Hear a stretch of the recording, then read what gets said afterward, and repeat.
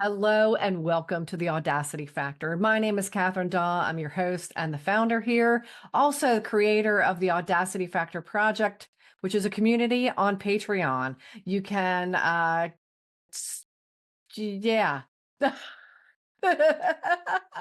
There's a QR code above my head, and you know what to do with that. It'll take you right to my Patreon page where you can join for free. There are resources there for all membership levels, and I encourage you to check it out. Anyway, so, there is a way to look back on the past without getting stuck there and without feeling like we need to go back to it, live it again as if it's today, or to get stuck there while we're visiting, because we can definitely get trapped back in those old emotions, the old experiences, the old traumas. And what that really does is it breathes life into your maybe unprocessed feelings. It breathes life into what you felt back then in the past that, we can't recover. We can't recover the past, nor is it meant to be recovered because the past is over. If we keep saying we want to go back, we can't go back. We can only work from where we are right now and move forward. So the attempt to recreate, or that desire, gosh, everything just keeps changing. That used to be a cornfield. That used to be a sun. That used to be this. That used to be that. All they know is to tear down the old to build the new.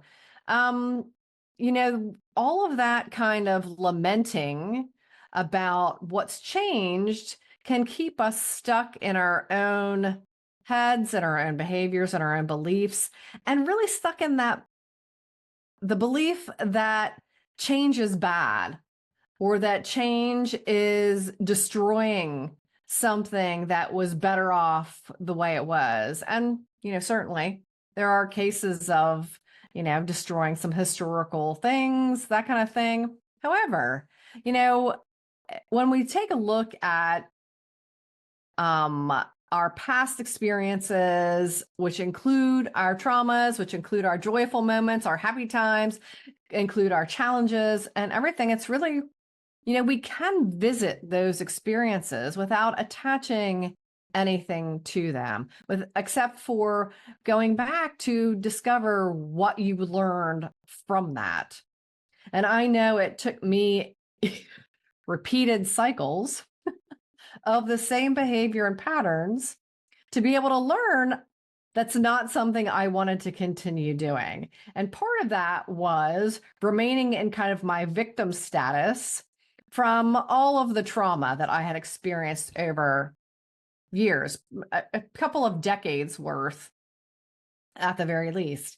And, when I thought about it, and I didn't want to remain the victim. I didn't want to continue to revisit these past experiences without learning something from them. But what I did learn initially was that I had to be able to step out of the victim mentality. Was I victimized? Absolutely.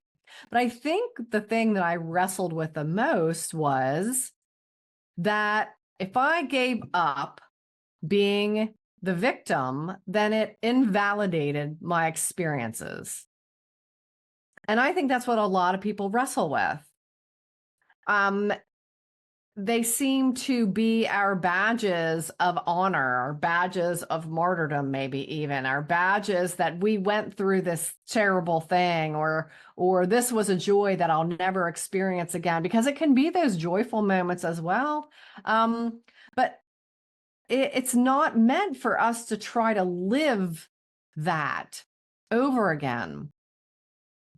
Everything is a lesson. Everything that we experience is a lesson for us to discover how we want to actually live our life, and how much control we actually have over that.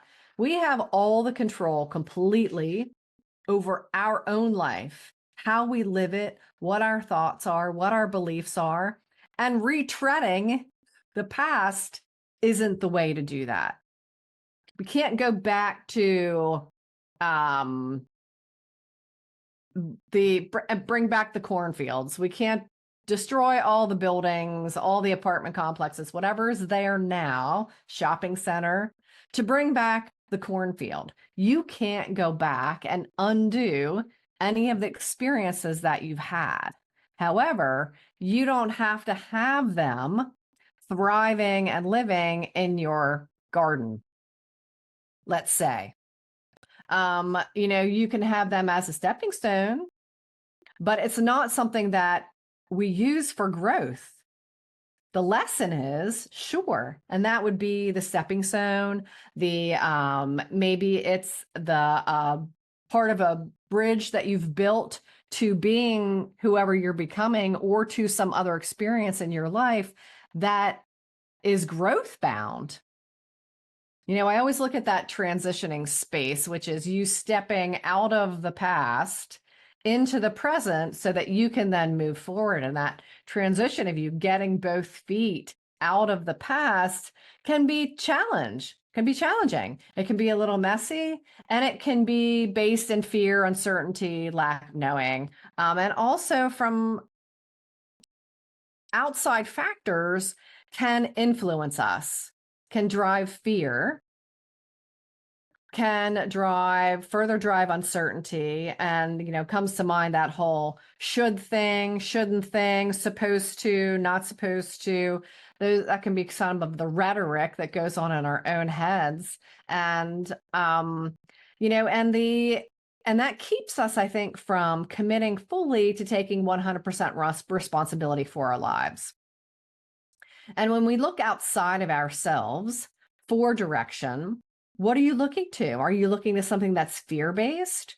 Are you looking to live in the past so that you don't have to move forward? You can still claim that stuck place that you don't know what to do. Well, I guarantee you that living in the past, number one, is not an option for you. Life will happen to you until you take control of it and you take action in your own life to make your life the way you want it. And that's got to be you can visit the past, but don't get lost there. Don't stay there. It's a place for a short visit, maybe to revisit the joyful feelings or a memory that you have of someone that's gone, or to remind you of the lesson that you learned in that one instance. It took me so long to learn one lesson, and that one was to stop undermining myself, and that I had to commit, and I had the responsibility to empower myself. I had to speak up for my own damn self because it's my very own life, not anybody else's. But it's up to me to own that, and it's up to you to own that. So what will you do with that life then? Are you going to live in fear? Are you going to live in lamenting the past? Are you going to live in your wounds? You're going to live in your traumas? You're going to stay in the victim mentality? And maybe part of it's a perpetrator story. We all have had those as well. And yes, maybe they were driven by trauma, driven by pain. I know a lot of mine were pain driven because I just felt like I needed to just, like a fire breathing dragon, just shoot the pain out at somebody else, especially the one that was on the other side of that traumatizing relationship that I that I had.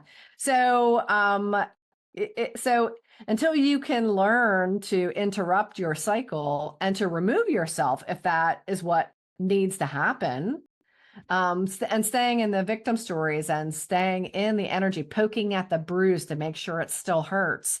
Well, when you stop poking at it, it'll stop hurting. And I am a firm believer in, and I know you've heard me say this before, when you are done with it, it is done with you. But it takes you not just making the choice, but taking the action that's necessary to make that real.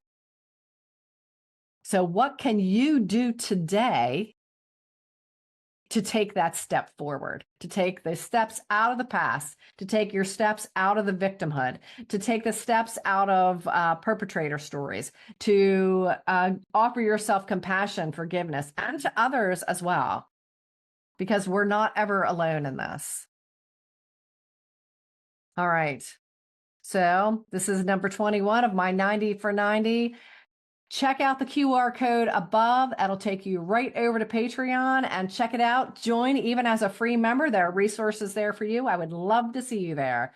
All right. I will see you in the next video.